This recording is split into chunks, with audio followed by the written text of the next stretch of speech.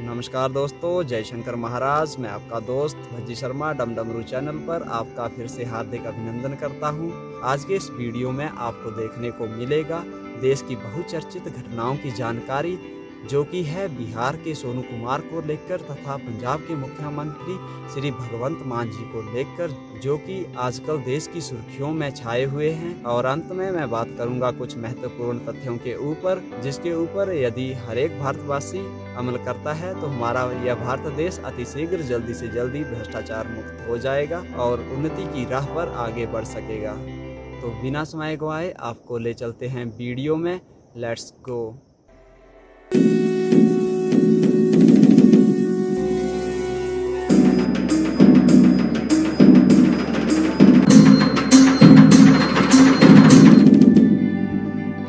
आज के इस वीडियो में सबसे पहले हम बात करेंगे बिहार के सोनू कुमार की, जो कि आजकल देश की सुर्खियों में छाए हुए हैं और हर एक भारतवासी उनकी वाहवाही कर रहा है। तो आखिरकार उनकी वाहवाही भी क्यों ना हो, क्योंकि महज 11 वर्ष की उम्र में ही उन्होंने अपनी ही नहीं अपितु सभी की समस्याओं को लेकर बिहार के मुख्यमंत्री नीतीश कुमार जी से मिलने जाते हैं और सभी के सामने अपनी इन समस्याओं को रखते हुए बिहार सरकार की पोल को खोल के रख देते हैं कि आपकी जो शिक्षा व्यवस्था है वो अच्छी नहीं है और बिहार में शराबबंदी होने के बावजूद भी शराब का व्यापार होता है। तो दोस्तों, यह समस्याएं सोनू कुमार के लिए नई नहीं थी और इन समस्याओं से कोई भी अनजान नहीं था। हर कोई जानता है कि ये समस्याएं बिहार ही नहीं अपितु पूरे देश में ऐसी कई समस्याएं हैं। लेकिन हमारे भारतवासियों में एक बात की कमी है कि वे अपनी बात को इस बेबाक ढंग से रखना नहीं जानते। जैसा कि आप सभी जानते हैं कि बच्चे मन के सच्चे होते हैं और शायद उसी के चलते सोनू कुमार ने यह सच्चाई उजागर करते हुए सर्वसाधारण जनता की इन समस्याओं को सबके सामने रखा है। सर सुनिए ना,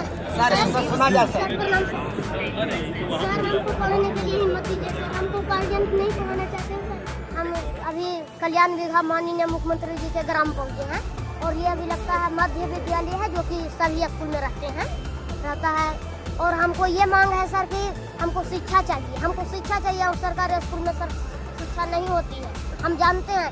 इसीलिए हम और हमको पापा जो हैं वो शराब पीते हैं और ताली पीते हैं, उसमें हमारा सारा पैसा खत्म हो जाता है। और अब हम आपको सोनू कुमार का यह दूसरा वीडियो दिखा रहे हैं, जिसमें कि सोनू कुमार एक इंटरव्यू में अपनी दूरगामी सोच को लेकर अपने नज़रिए को व्यक्त करते हुए कह रहे हैं कि किस तरह वे भविष्य में अपने भारत देश के उत्थान के लिए योगदान देना चाहते हैं। आईएएस क्योंकि मेरा फेवरेट है आईएएस, और उसमें जो है मैं अपने देश को आगे ले जाना चाहता हूँ, एक डीएम बन। ठीक है, चलिए मान लिए कि आप आईएएस हैं, आप नालंदा के डीएम, ठीक है। तो डीएम बनने के बाद आप सबसे पहला काम क्या करेंगे? शिक्षा सुधारेंगे, उसके बाद प्रशासन को सुधारेंगे, उसके बाद भ्रष्टाचार को मिटाएंगे। कुछ अन्य वीडियो भी सोनू कुमार के संदर्भ में वायरल हुए हैं। एक वीडियो में तेज प्रताप यादव जो है वो सोनू कुमार से वीडियो कॉलिंग में बात कर रहे हैं और कह रहे हैं कि आपके इस बेबाक अंदाज के हम फैन हो गए हैं। तो आज तेज प्रताप यादव ही नहीं अपितु जिस बेबाक अंदाज से सोनू कुमार ने अपनी ही नहीं अपितु सभी की समस्याओं को सबके सामने रखा है, तो इसकी तारीफ हर एक भारतवासी कर रहा है, क्योंकि महज 11 साल की उम्र में ही सोनू कुमार ने यह सब कर दिखाया है, जो कि अमूमन हर कोई नहीं कर पाता। यह समस्याएं सोनू कुमार के लिए नई नहीं थी और कोई भी इन समस्याओं से अनजान नहीं था। लेकिन सोनू की तरह कोई भी इन समस्याओं को उजागर करने के लिए कोई भी व्यक्ति हिम्मत और हौसला नहीं जुटा पाया, वो साहस नहीं कर पाया जो सोनू कुमार ने करके दिखाया है। तो इसके लिए जितनी हो सके सोनू कुमार की तारीफ की जाना बहुत कम है। और एक वीडियो में सोनू कुमार से मिलने बिहार के सांसद व पूर्व उप मुख्यमंत्री सुशील कुमार मोदी जी भी आते हैं और साथ में वे सोनू कुमार की नवोदय विद्यालय में एडमिशन को लेकर कुछ बात कहते हैं। और इन सभी के बीच में मुंबई के सुपरस्टार सोनू सूद, जो कि कोरोना काल में गरीबों के मसीहा रहे हैं, वह सोनू की सहायता को लेकर आगे आए हैं। और अंत में सोनू सूद ने ही बिहार के सोनू कुमार की सहायता की और उनका एडमिशन पटना के बिहता नामक स्कूल, जो कि बिहार का काफ़ी प्रसिद्ध स्कूल है, उसमें एडमिशन करवाया और सोनू को सभी सुविधाएं मुहैया करवाने की जिम्मेवारी ली है। सो गाइस, अब मैं बात करूंगा पंजाब के मुख्यमंत्री श्री भगवंत मान जी के बारे में कि किन कारणों से वो आजकल सुर्खियों में बने हुए हैं। यूं तो पंजाब में आप सरकार बनने के बाद वो कंटिन्यूसली सुर्खियों में आते रहे हैं, लेकिन हाल ही में जब उन्हें पता चला कि उन्हीं का एक मंत्री भ्रष्टाचार को बढ़ावा दे रहा है और भ्रष्टाचार में लिप्त है, तो उन्होंने बिना समय गवाए तुरंत कड़े संज्ञान के साथ कड़ी कार्रवाई करते हुए उन्हें न अपने मंत्री पद से बाहर निकाला, अपितु उन्हें सलाखों के पीछे भी भेजा है। सो इस तरह बेबाक अंदाज से कार्रवाई करने को लेकर पक्ष विपक्ष ही नहीं अपितु पूरा देश उनके इस काम की सराहना कर रहा है, तारीफ कर रहा है।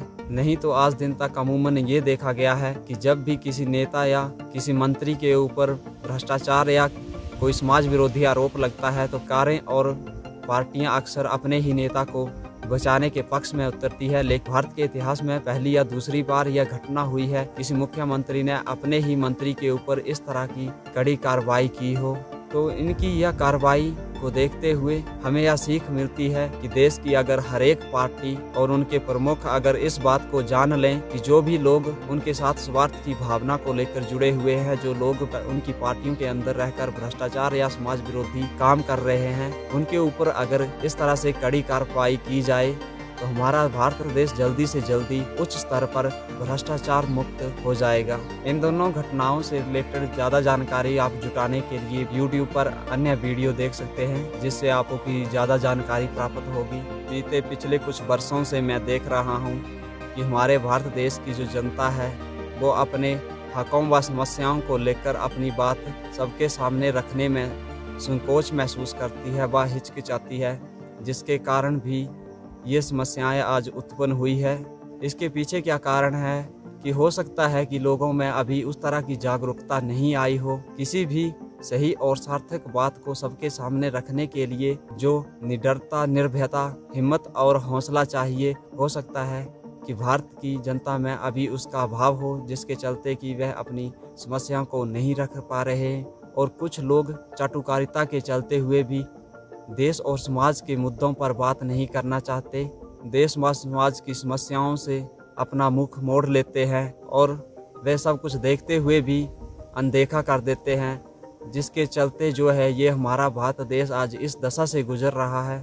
लेकिन गाइस ऐसा भी नहीं है कि हमारे भारत देश में जनता की समस्या, जो आम जन की समस्या है, उन्हें रखने वाला कोई ना हो। आज भी कई लोग प्रयास करते हैं कि भारत की आम जनता की समस्याओं के ऊपर वार्तालाप हो, बातचीत की जाए, उन समस्याओं के ऊपर सवाल जवाब हो ताकि उनका समाधान निकाला जाए। लेकिन जहां तक मैंने देखा है कि जब भी कोई किसी भी तरह की सर्वसाधारण जनता की समस्या को लेकर आगे आता है, किस तरह उनकी बात को दबाया जाता है। साथ ही ये भी देखा गया है कि किस तरह एक शांतिपूर्ण आंदोलन को शासन व प्रशासन के द्वारा दबाया जाता है व उस पर कार्रवाई की जाती है। कहीं पर आंसू गैस के गोले छोड़े जाते हैं तो कहीं पर लाठीचार्ज किया जाता है और इसके चलते भी लोगों का जो हिम्मत और हौसला है वो टूट जाता है और फिर वे अपनी बात को सबके सामने रखने में संकोच महसूस करते हैं। एक आज़ाद देश में, जैसा कि हमारा संविधान भी बोलता है कि हर किसी को बोलने की आज़ादी है, बोलने की अभिव्यक्ति है, लेकिन हमें यह भी ध्यान रखना चाहिए कि इस बोलने की आज़ादी में हम अपने देश के अगेंस्ट, अपने देश के खिलाफ, अपनी परंपराओं के खिलाफ ना बोलें। साथ ही इसके लिए हमें यह भी देखना चाहिए कि हमारे जो मौलिक कर्तव्य है उनका उल्लंघन नहीं होना चाहिए और हमारे जो मौलिक अधिकार हैं उनका हनन भी नहीं होना चाहिए। लेकिन आज के इस दौर में यह प्रश्न जरूर खड़ा होता है कि क्या हमारा भारत देश आज़ाद है?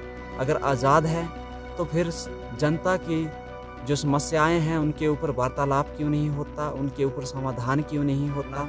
तो इन दोनों घटनाक्रम से हमें यही सीखने को मिलता है कि जब तक हम अपनी समस्याओं को सबके सामने नहीं रखेंगे, खासकर सत्ता और सरकार में बैठे हुए उन तमाम अधिकारी व पदाधिकारियों के सामने नहीं रखेंगे, तो हमारी समस्या का कोई भी समाधान होने वाला नहीं है। इसलिए हमें अपनी समस्याओं को उजागर करना चाहिए ताकि सत्ता और सरकार में सोए हुए उन तमाम अधिकारी व पदाधिकारियों की आंख खुल सके और वो नींद से जाग सके। और जब तक समाज विरोधियों व भ्रष्टाचारियों के ऊपर इस तरह की कार्रवाई नहीं की जाती, तब तक हमारे देश के हालात बदलने वाले नहीं हैं। सो गाइस, आज का यह वीडियो और मेरे द्वारा दी गई जानकारी आपको कैसी लगी, कृपया कमेंट सेक्शन में कमेंट करके जरूर बताएं। मेरे द्वारा दी गई यह जानकारी आपको पसंद आई हो, वीडियो को शेयर जरूर करें और साथ ही मेरे चैनल को सब्सक्राइब जरूर करें।